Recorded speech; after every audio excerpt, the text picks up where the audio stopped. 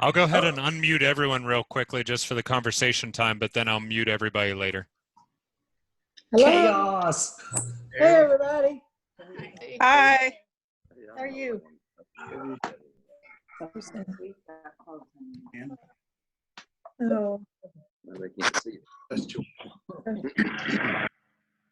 wish I was with Garble.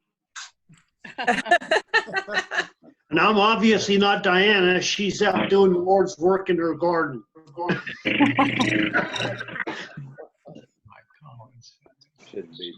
Oh man, we got 2 pages worth of people. We got 3 because 3 pages. there's 9 and 10. We got ICF support, whatever that means. Could ICF support go ahead and identify? I think it's Carrie. Hey, Carrie Abner. Okay. And potentially the rest of the Abners. I'm here to support you in any way I can. You're so supportive. Hopefully you're not driving. No, but Jared is, which is just as dangerous. Another cooking with Jared today? Yeah, I don't know. There might be some shrimp and pineapple tacos in the making a little bit later. Okay, deal. Good. Oh, there's Lynn and them, but they're pictures. Yeah, that is my favorite thing on Sunday is Jared cooking on Facebook. That's the best thing that happens on Facebook on Sunday, in my opinion. I need to sign up for that.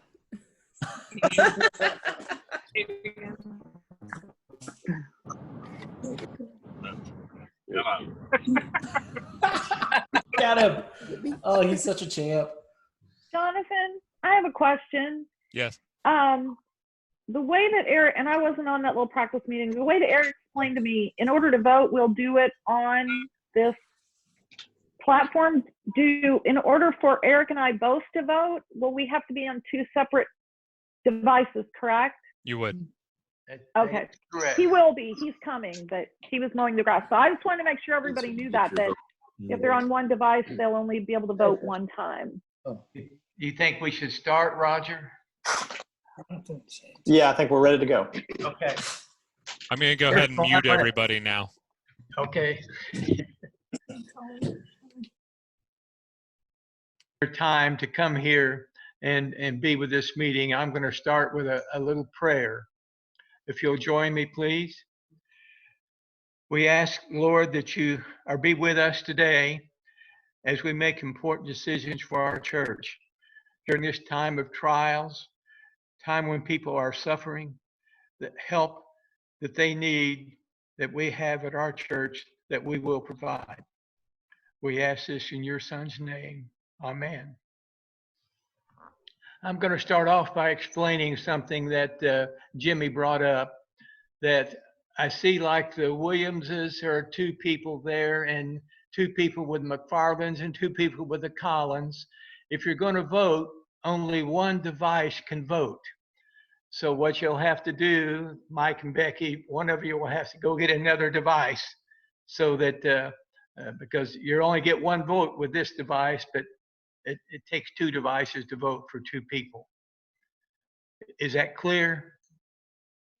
Okay, now, so some of you, if you have something that you want to say during the meeting, we'll need to recognize you. Somewhere on your device, on mine, I go to the bottom and it says participants. When you click on that, all the participants come up. And down on the bottom right-hand corner, there's a device or a signal that says raise your hand. And if you touch that, then your hand will be raised. Then we know that we can call on you, and Jonathan will help us to coordinate that so we make sure that you have that you are recognized. Okay, are we ready to go? So we will start the meeting and we will have a treasurer's report.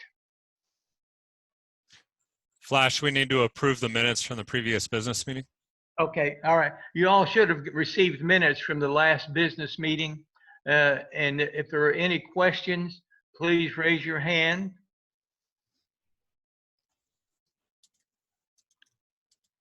I don't see any hands raised, so all in favor of accepting those minutes, say aye. You should all have a poll now. Yeah. Please go ahead and click the yes if you approve. If anyone doesn't see the poll, please let me know.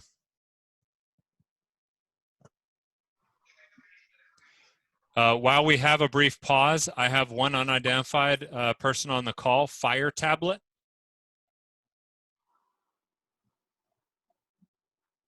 See.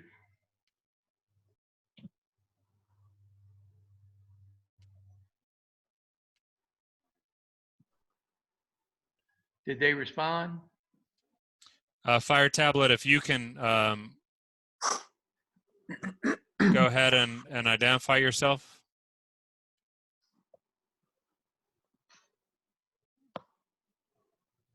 I'm not sure they have a microphone. They don't seem to be able to speak.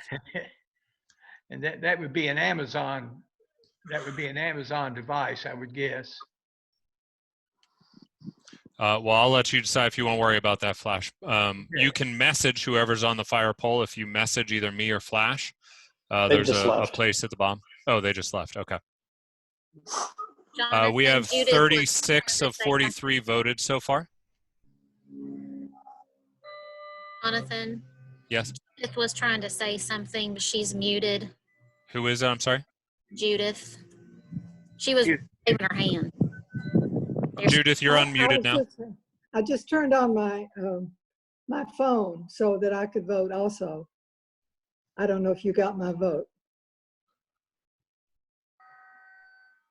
I do see you on there. Yes. 37 of 43 have voted now. You want to go ahead and end the poll, Flash? I think so. Are there any negatives or? Okay. There, you should see the results. Oh yeah, okay, we're 100%. Okay. So we will have the treasurer's report.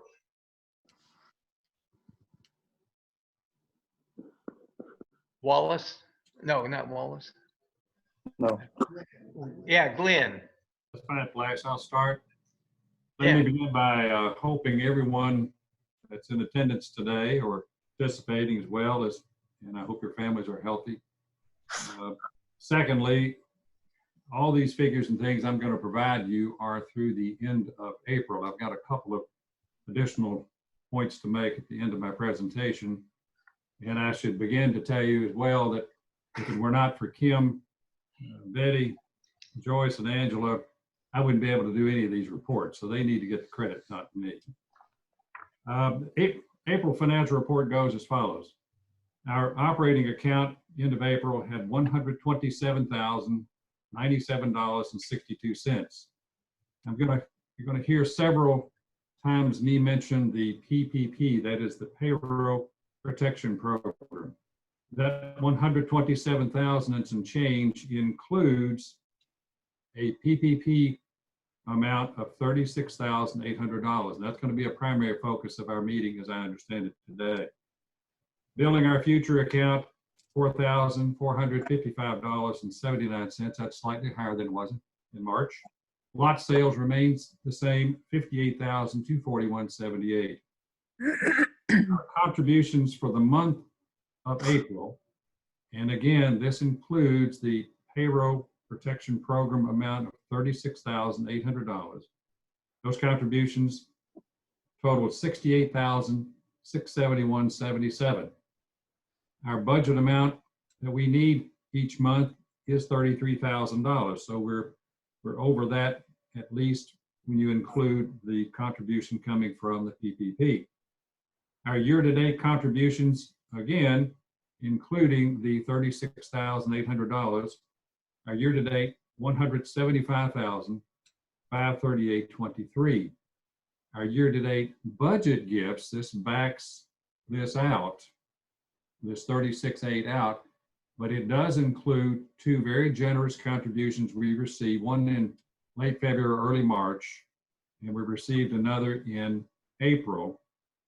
Our year-to-date budget gifts, $136,153.23. So we're above budget, at least at this point. The expenses for the month were down $27,952.17. That could be expected. Our year-to-date expenses are just below what our budget would show, or what it should reflect. Our year-to-date expenses, $131,226.39. 4 months of $33,000, if my math's correct, would be $132,000. So we're just below budget, at least through the month of April.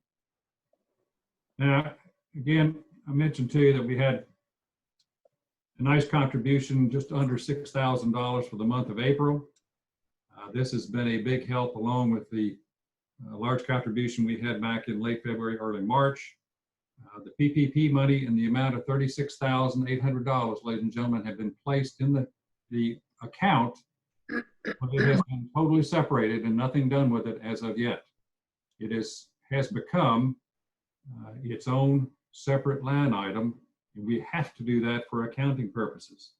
It's been deposited there at People's Bank, where we do business, and there are restrictions in terms of what that money can be used for. William and Roger know a whole lot more about that than I do, but quite honestly, as long as we meet those regulations, and if the church chooses to use this $36,800 for essentially payroll, then we turn around and do an accounting after we exhaust those funds to People's Bank. People's Bank is our local contact. This is a small business administration program. And as you'll hear later on in today's meeting, as long as we meet those rules and regulations, and there shouldn't be any reason why we can't, then that would turn into a grant, at least the way the bank understands it, the way it's been explained to me, and I think William will verify this, or Roger won. It would then turn into a grant, so we would not have to repay that money.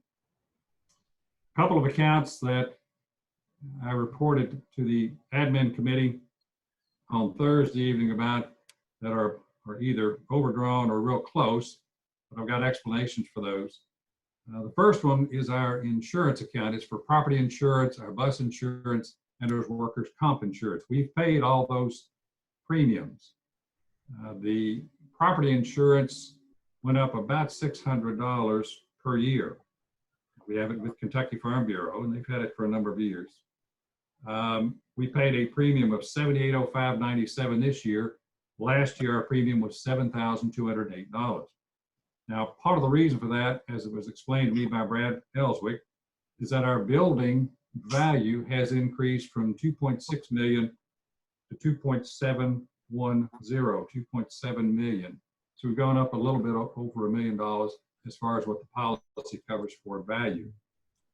We have added a theft endorsement that primarily takes care of anyone who may, again, my understanding, anyone who may be able to take money from the church by way of internet. We've got someone who invades our internet process and bleeds the account. We have a theft endorsement for that. We've added printer coverage at about $50 a year. We have the personal property there at the church. That has increased from $50,000 to a total of just below $85,000. And again, it was explained to me that that's probably due to a sound system and some new items we've added for the church, but that has increased our coverage slightly. We've added a terrorism provision, and all told, when those endorsements and or additions plus the increase in value of the personally and the physical plant come into play, that amounts to the $600 increase. So I guess for budget planning for next year, we may have to take that into consideration. But that account at this point is not only exhausted, we're about $472.35 over budget. But our workers' comp did not change. Our bus insurance really didn't change. Workers' comp was $3 additional. We paid all those things already for the entire year of 2020.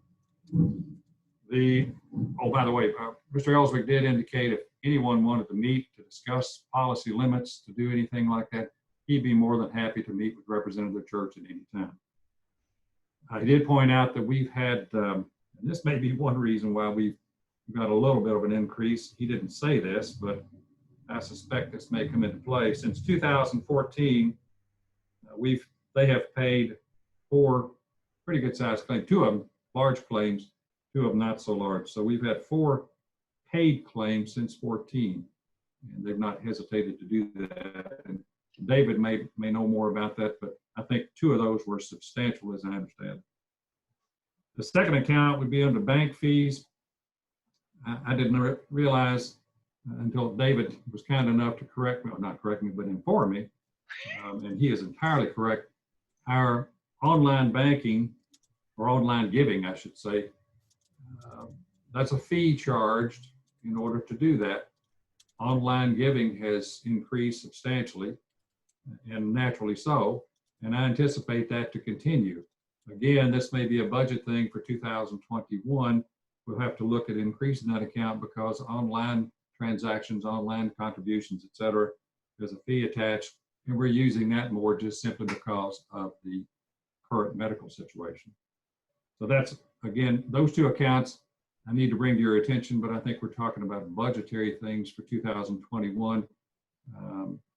More so, there's not a whole lot we can do about it at this point.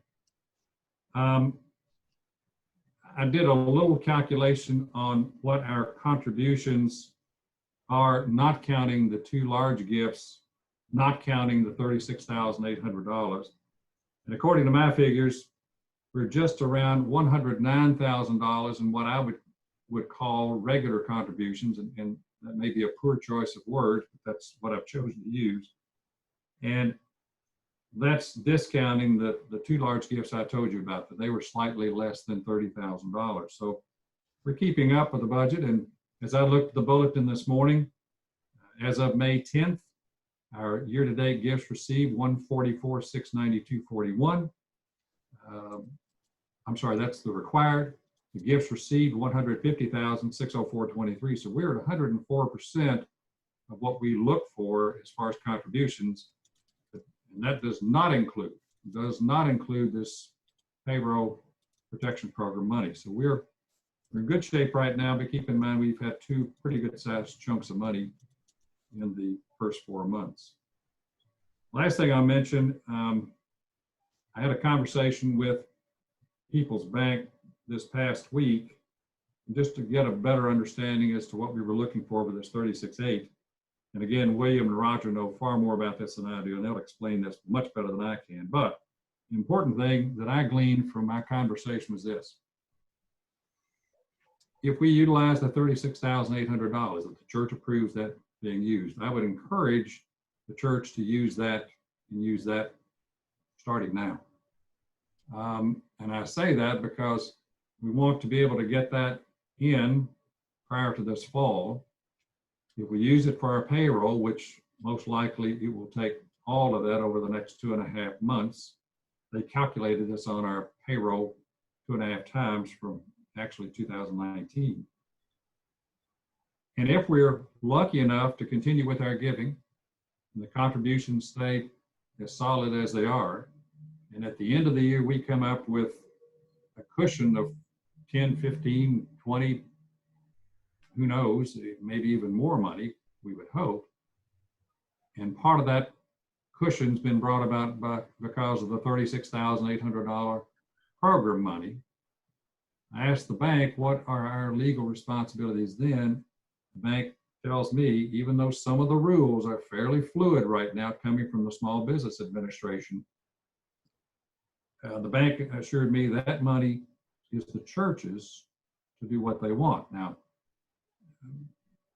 I think it's been discussed previous to today that we might want to take a look at it at the end of the year. There may be things that the church would want to utilize any cushion, if we have any at all. This 36.8, ladies and gentlemen, may provide just enough for us to get through for the budget year. But if we do have more than we have anticipated, then I'm sure there are benevolent things that the church can do with the money, but it is ours to be retained under the current circumstances, according to Mr. Les Charles. That's all I have today. Okay. We want to second this. Does anyone have any questions? Let me go ahead and just jump in real quickly. If everyone goes and looks under participants, if you see participants on your screen, you'll see an option there that looks like a raised hand, like a little symbol. I'm keeping an eye on that list, and if anyone raises their hand, I'll unmute you at that time if you have comments, but that will help us keep it a little cleaner in terms of who's talking or not. If you could raise that hand, then I'll unmute you, or you can unmute yourself after Flash recognizes you. Do you see any raised hands? There are no raised. I got one from Glenn Tall. Second it. Glenn seconds the motion. Seconds, okay. We're going to put a vote up on the board for all those in favor of accepting the Treasury report. You have a yes or no answer.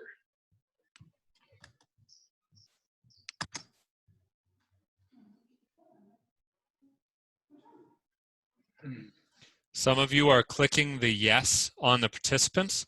You'll need to vote yes on the poll for it to count in the vote.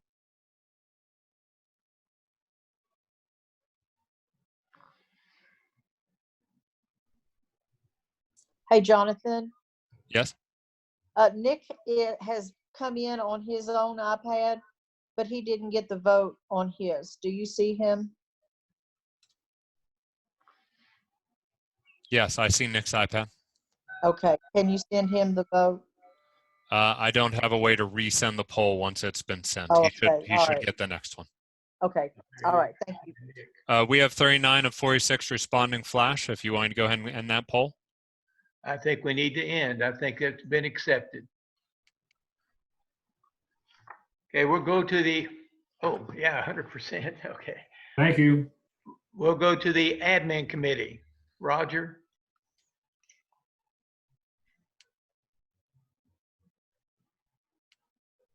Hello. Thanks for the summary by Glenn on the Payroll Protection Program. The administrative committee, led basically by William, responded pretty quickly when that Payroll Protection Program was announced, and we pursued the application. Of course, we didn't have a regular scheduled business meeting, so we did as best we could as the administrative committee before this meeting, under the understanding that anything that we did would have to be approved by the church. So we went forward with the application. We received the funds. We're currently holding the funds in a separate account until we have this discussion. But I wanted to actually ask William to give a couple-minute description of the Payroll Protection Program, why we went forward with it, and what it means for the church, especially for our paid personnel. Yeah. So yeah, like Roger said, this has been something that the admin committee's been working on for a little while now. And we were very proactive in this, which was important because, as y'all I'm sure saw in the headlines, it ran out of money pretty fast and they had to refund it. But we were able to get in. I don't know, and it was crazy. There were times that the bank didn't even know what to do, but we were able to figure everything out. It went really well. I'm going to give y'all a brief overview of PPP, which is Payroll Protection Program. And I'm going to try to be as thorough but not dense as possible. But by all means, I'm going to forget something, and so feel free to ask questions. But as a rough overview, Payroll Protection Program was part of the CARES Act. The CARES Act was the big stimulus package that was passed by Congress and signed by the president. It's been about, a month ago now. It was the really big amount one. And so that's the one that gave $600 towards unemployment and gave a lot of funding to a lot of different places. And part of that was they set aside about $360 billion to go towards small businesses. And so the only qualifications on it were that you were a business under 500 people and you were eligible to apply for these funds.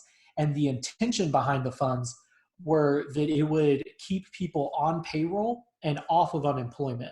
And so it would keep people employed during this time. And they knew that, so for example, take a restaurant that can't be open and is not generating any money, they could not continue to pay their staff without some sort of assistance.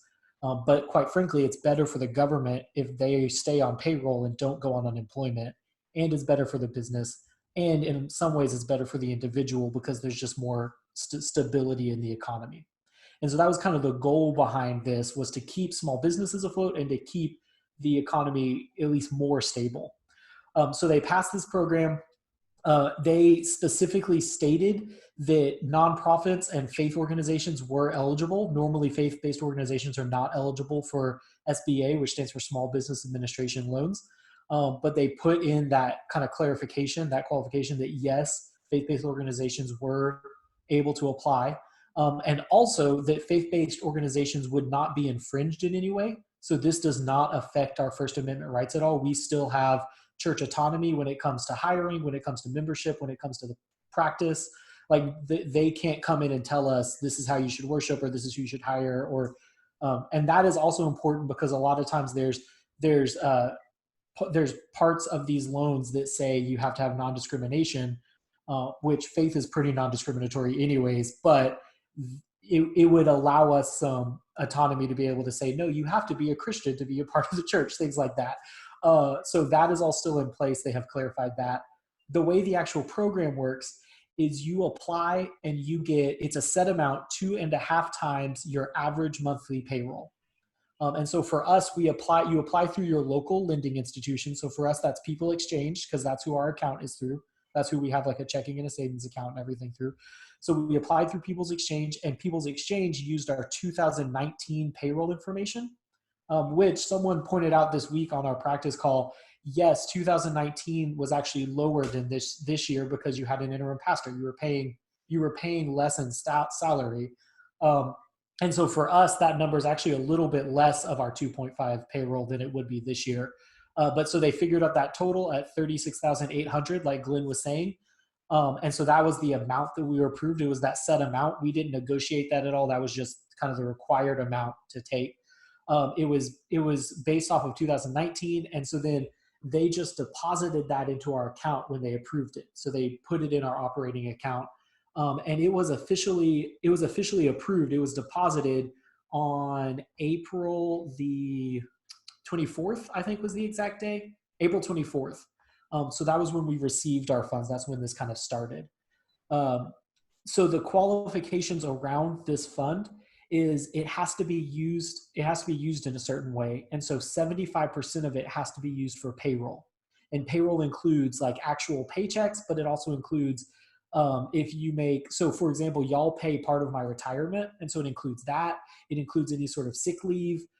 Anything around costs of payroll is included in that 75%. You also can use the funds to pay for utilities and mortgage, interest, and rent. We do not have mortgage or rent, so ours would either be utilities or payroll. But like I said, because our payroll is bigger this year, we could use 100% towards payroll and be totally fine, and that would meet the requirements. But so yeah, you have to use it in that way. And if you do, after the 2.5 months, after the 10 weeks, you go back to the bank and you show them documents saying, look, we still have the same level of employment. So we are still paying the same amount of people the same amount. And they will convert it from a loan to a grant, which is what Glenn was talking about. And so we will not have to repay that money at that point. It just becomes ours. All right. Like Glenn said, there's really no reason why we couldn't do that, to just pay all towards payroll and then get it forgiven. But I'm going to go ahead and give you the logistics of the loan if there were to remain a loan. So when we go back to the bank, if our employment has changed any, so let's say we had 10 full-time employees and for whatever reason, one person is no longer working there. So now we have 9. They would turn 90% of our loan into a grant, and then the 10% would become a loan. All right. So it's based off of the level of employment. And then the terms for that loan is it's a 2-year loan at 1% interest with deferred payments for the first 6 months, and no penalty towards repayment. And so if we didn't use all this money for whatever reason and some of it became a loan, we could instantly repay it like just that day, and there would be no extra penalties attached to it. Also, if in this business meeting you decide that you do not want us to do this program, then we could instantly return the money and there would not be penalties attached to that. So those are kind of the terms of the loan. But again, we have no reason to believe that we would not be able to get forgiveness. As Glenn said, the actual, when the loan is forgiven, when it is turned into a grant, then it's over. Like, we are done. Our like loan is fulfilled. The money is in our account, and they don't come back later and try to get more from us. On the 14th, the SBA released guidance saying that you would not have to prove financial hardship, and after the fact, you would not have to show revenue. That it would be fine as long as in good faith you made the claim that you were experiencing some sort of financial hardship, then it was fine, which we were when we applied for it those first several weeks when our giving was low. So that's kind of the structure of how this program works, and the logistics of it. It's big and complicated, but also they try to make it as simple as possible. For a moment, I will also touch on the aspect, because we are a church, a thing that's always important for us to consider, and that is the theological side of it. As you know, as good Baptists, we are always very cautious when it comes to the separation of church and state. I am very proud that it was a Baptist that got the First Amendment in the Constitution that was like, hey, let's separate church and state. You Puritans can't just run everything. So we are always very aware of that. And so there has been a lot of conversation around the theology behind, is this infringing on that? And quite frankly, there are a lot of opinions. There's not one unified voice, because we're Baptists. We never have one unified voice. The voice that we kind of lean on a lot, or that I kind of lean on a lot, is the Baptist Joint Committee. And they are a very well-known and very well-respected religious liberty group in Washington, D.C. They regularly write briefs for the Supreme Court and offer opinions. And so they have come out kind of weighing in on this, and they have said it's not infringing on the First Amendment. To be cautious anytime there's any sort of stuff with the government, to be cautious, to make sure you're not getting entangled, but that they don't have a reason to believe that it's unconstitutional in any way. And so their kind of cautious endorsement of it made me feel a lot more comfortable. Yeah. And so that, I just want to enter that in, and then also say, personally, I do not have a theological problem with it as well. I think that the government is not infringing on church, and they're also not benefiting church as much as they are trying to help themselves in stabilizing the economy. And so that's really important to me. There's no discrimination involved. Any nonprofit can apply for it. There's no church oversight involved from the government's part. And then also, while the church is benefiting, it's for the sake of the government, not for the religious organization. So those are kind of my rationale behind it. But like I said, it is currently a debated topic, and so I'm sure there's lots of opinions. That's a rough overview. And I guess if it's okay, right now, if anybody has any questions or not, I don't know. I'll turn it back over to Roger. Okay, thanks, William. Yeah, if you do have a question at any time, go ahead and raise your hand. Jonathan will clue us in. So the administrative committee went through the process of applying for the grant, receiving the grant. And then at our last meeting, we formulated 2 different motions to bring to you today. One of the motions asks for the church to approve of our application and receiving the PPP money. And then the second motion has to do with the church's direction on how to spend the money. So these are the 2 motions that we have from the committee. We'll run a poll on those in a second. I do want to say that the question about what to do with the money, if we don't use all of it or need it by the end of the year, I would like to just encourage us to move that question down like for 6 months or something. I don't know that today would be the right day to discuss what we're going to do with money if we have it left over at the end. I think we'll spend our time more effectively talking about either taking the money and how to use it now, and then realizing at some point we'll have to come back and address these other questions. But that's just my suggestion. Pastor William has another comment. I raised my hand, sorry. Yeah, I just wanted to echo that. What Roger's saying is this came up in the pre-meeting. Someone said, so what do we do with the money if there's extra? And so I wanted to ensure you, first of all, that we are not trying to profit off of this. So the thought is not, oh yes, let's fill up our cash reserves. The conversation will probably be around donating that if there's extra to maybe the local COVID fund, to our global mission partners, but not us getting rich off of that, letting the money go to how it's intended. But I think Roger is totally spot on that conversation doesn't need to happen now. It needs to happen maybe in November when we've determined that money is extra. But I wanted to tell you all that we are not trying to profit off of this. All right. Are there questions?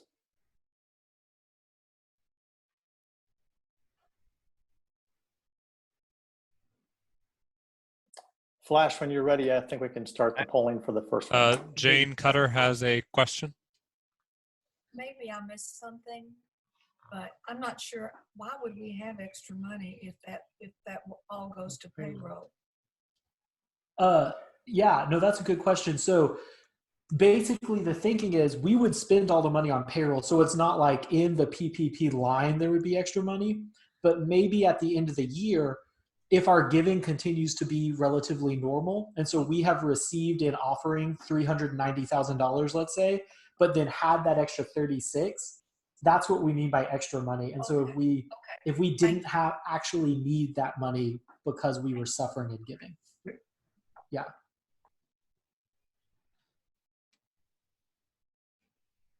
If there are no more questions, I think we could put the poll up. Do you approve this motion? Okay. Roger, do you want to note that there's two different polls here?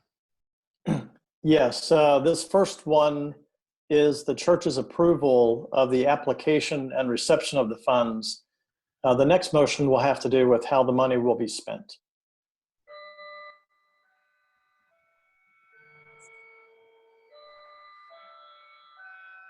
Again, I will tell you again, if there are two of you on this picture, you'd be two separate places to vote. Or if you just trust your wife, then you can do that one. Or if you just trust your husband, just one. But if it's two separate people, you need to go two separate devices. Okay. Thank you. So the next motion is something we talked about in admin committee last week about directions from the church on how to spend the money. And basically what we're suggesting and they're making this motion is that the church approves the use of these funds for the categories described in the small business administration language. So basically for payroll or utilities or rent. So that's just making sure that you all know and approve that the use of this money will be according to the stipulations as designed in the program. So let's see if there are questions about that. Jonathan, maybe put that poll up and then we'll see if there are questions about it.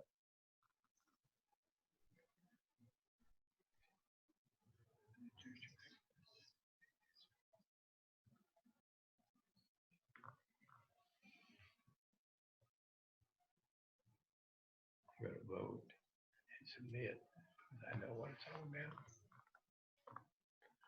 If there are any questions, please raise your hand.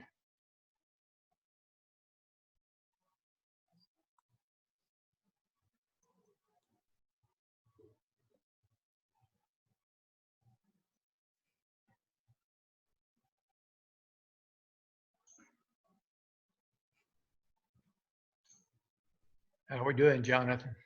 I show 35 of 47 have voted.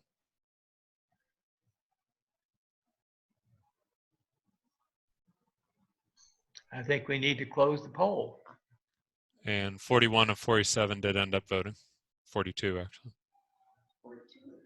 And we're talking 100%. Okay. Yep.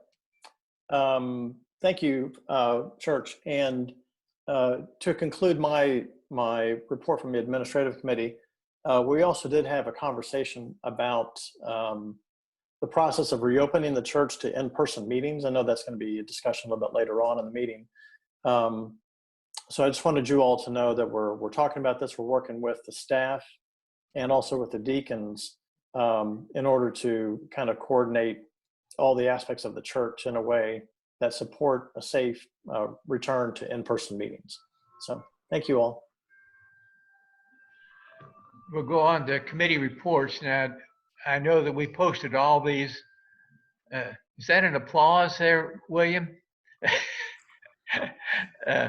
So we do have committee reports, so I'm going to go one at a time, even though the committees have already submitted their reports. but I will go, and if you have anything you want to add, now's the time to do that. So I'm going to start with Amanda, with the Children's Committee. I have nothing more to add than the report that I already submitted. Okay. And then Sharon.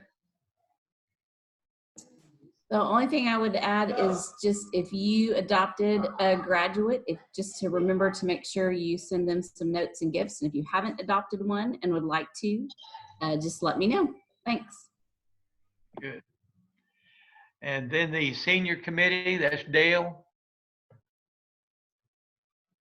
We're just ministering to people. If you have a concern or anything of that nature, let us know.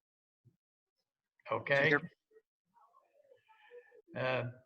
Trustee report, David.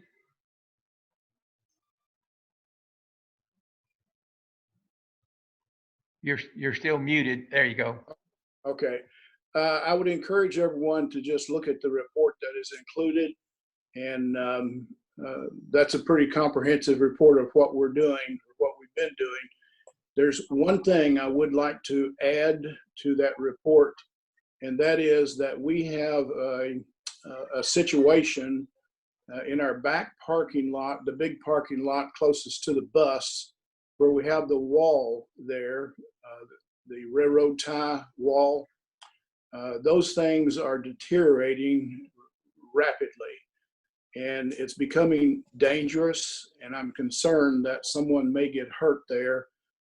Even some of the spikes that were holding the railroad ties together are exposed.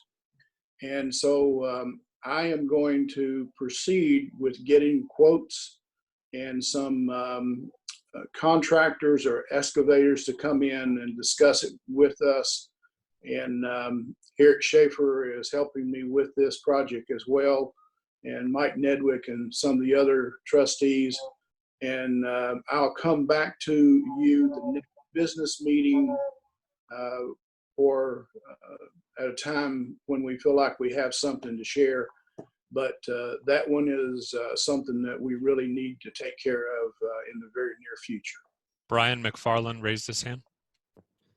David, have we contacted Corman's, see if they have old railroad ties that we can pick up from them?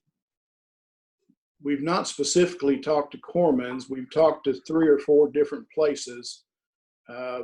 We're unsure at this point if we really want more railroad ties. It may be just as simple to come in and kind of excavate that little hillside there and slope it to where people can walk up and down, and we can mow it up and down. But we haven't ruled out getting more railroad ties. So yes, we will be glad to talk to Corman's and make that a part of our process. Any more questions for David? The Deacon Committee, Larissa. So the deacons have continued to meet and via Zoom and continue to love on our families and checking on each other. And I am love to be working with all of these people. They're amazing and doing great things. In fact, they even gave up moving our last deacon meeting up so that we could discuss the coming back together in person and how that looks. And with a goal of it being closer to the end of June.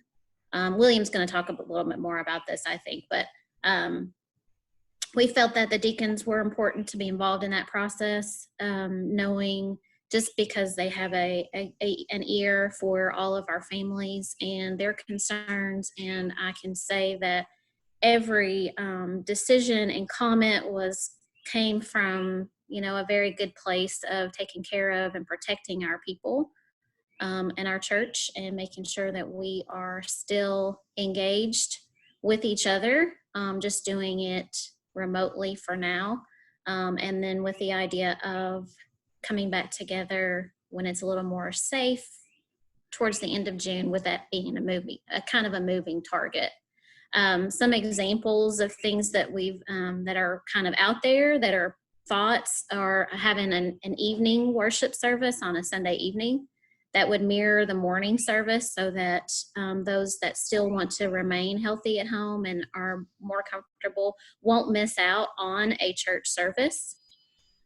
So they're still involved in the process. It would be a lot of the same kind of thing.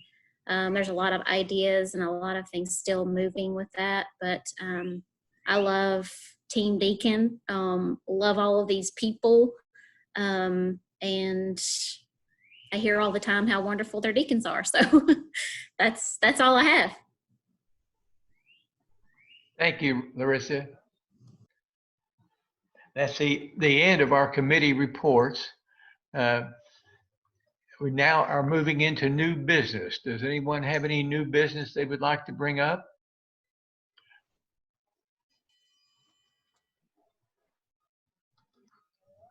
I don't see any hands. I would like to thank all of you for being here. Oh, William, are you going to talk about the opening of the church? Sure, I will. Could you please? Yeah, I'll mention that. But first, before I do that, do you guys know how to do, so not raise your hand, this is a separate thing. At the bottom of your screen, you see like the reactions, and then if you click on it, there's a little clap your hand symbol. So like I just did it, and you see the little hand clap just appeared. Can we all give a round of applause to our staff and our committees for the incredible work that they're doing right now? Like it blows me away to be able to work with this group of people. Like Larissa said, the deacons just are champs. The staff have just done an incredible job. I see Glenn with the thumbs up. I like it. It has just been such a blessing to be able to see the way the church has pivoted and had new ideas. I don't know. I love it. I love it so much just to be able to see it and do it. You guys are crushing it. We are still able to stay connected, and I don't know. I think it's a very special thing to see us going from almost no technology to all technology and doing it really well. Has been a team effort. I will speak to the opening of the church just a little bit. Larissa did a great job of summarizing it, but basically the thinking was, so if y'all guys have not seen it, the governor's office did release the guidelines for churches to be able to, like when they come back in person, this is what you need to follow. And roughly, to sum those up, those guidelines are stay 6 feet away from people at all times, the social distance, and that's in front and on sides. Only 33% capacity if you're inside. It is highly recommended that you do not have any sort of singing, so congregational or choir, or instruments that have air, so like playing a trumpet or playing a flute or something. None of that like crazy blowing air out. That people wear a mask at all times, that you sanitize every surface in between use. If you have bathrooms open, that they are sanitized every time, and that only one person uses it at a time. And that there's no like communal touching things. So you don't pass plates, you don't use hymns, like hymn books. You don't have things that you touch and pass. Those are just kind of some of the suggestions that the governor's made in an effort to keep us safe. And so in looking at that, there were a couple of things that has gone into this conversation. Is first of all, we're just not ready to complete all of that yet. And second of all, if we do, there becomes a question of at what point does it stop feeling like a beautiful spirit-led encouraging worship and start feeling like just a weird thing that we're all taking part in. Especially the singing part is just kind of different for faith. And so those have been big parts of this conversation. And so one of the ideas is having an outdoor service, because when you're outdoors, it's a lot less likely to be transmitted because of the sunlight and the wind and the temperature. And having people bring their own chairs so there's not communal touching, and people can spread out 6 feet apart in our back beautiful area that the trustees have worked so hard on. Go David. And they can kind of spread out, and we can do some singing back there and have a worship service. So that's what Larissa was talking about. But I want to emphasize to y'all, the thoughts are not just like, okay, so we're scared to go back because we're scared. We want to be as safe as possible, and we also just want to have a good worship service. And so that is part of the conversations, is what allows us to have a good worship service. And finally, something that Roger said that he'll say way better if I mess it up is, we want to be part of the solution in all this. We want to be the light and be the hope. And so we don't want to be the church that causes 70 new cases in Scott County. We want to be the church that's leading the charge on creatively worshiping while safe. We want to be the ones that everybody looks and says, oh, there's Faith Baptist, let's do it like they did it, because they're responsible. So those are just kind of some of the thinking behind that. It's a constant conversation with the deacons, with the staff, just brainstorming how that can be. And my last note on that is just to thank y'all for the patience and the participation in the virtual worship. I know that that's not as good as in person. Well, actually, for some of y'all it might be, because you get to wear PJs, but I know it's not as good as in person. But it's just every Sunday, and I'm coming off the high right now, so I still feel it every Sunday, seeing all of your comments and seeing your reactions. Like, it's not just that you're watching at home, it's that you are still participating and you're still interacting and you're still saying hi to each other. And you're still giving each other fist bumps, and you're still offering prayer concerns. Like, it's just beautiful that we still get to be community, even though virtually. And so thank you for participating in that. Thank you for watching. Thank you for commenting. And thank you for your patience as we've not done it right sometimes. But I don't know. It's a beautiful thing to see the way the church is still the church. And so I don't know. I don't know if that answered that question, Flash, but that's my ramble. That was well said, William. We certainly appreciate your helping us survive through this. And if there's no other business, I have asked Dale Stowe to lead us in prayer to end our meeting. Are you there, Dale? Yes, I am. I've lost it, but I'm back in. Okay. Are we ready for a prayer? We are ready. Awesome. Let's pray. Let's bow our heads. Dear Lord, we thank you that things are as well as they are. And we ask your blessings upon our church and all the leaders who are leading us through all of this. We bless all the churches and everyone. And we ask those who need your support today, we ask you to bless us also this week. In Jesus' name, amen. Jonathan and Roger, thank you all very much for setting us up and making it work so well. Meeting is now adjourned. I'll go ahead and unmute everyone if anyone has final comments. Thank you. Thanks, Jonathan. You're doing a good job, buddy. Good to see you. Good to see everybody's faces. Good to see you all. Yeah. Good to see you. Thank you all. There they are. Bye. David? No thanks. David, if you need John a Williams. I've got a spare one back here. It's sanitized. You can have it.